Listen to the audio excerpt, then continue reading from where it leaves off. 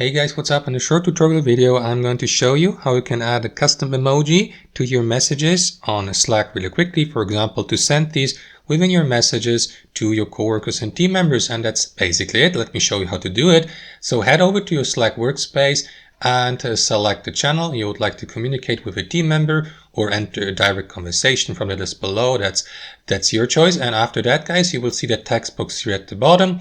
And what you want to do is simply click on that emoji icon below your text box to access this library of supported emojis in the Slack library. So what you want to do is click on add emoji here at the bottom and simply add a custom emoji, upload it, for example, as an image within that maximum file size here from your computer or from your device by clicking on upload image here.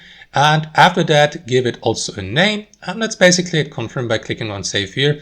And that is going to add the given image as an emoji to your library of emojis here so that you can send it, for example, by simply looking for its name here using the search bar or by browsing through the library. And that's basically it, guys. That's how you do it. Thanks for watching and have a fantastic day.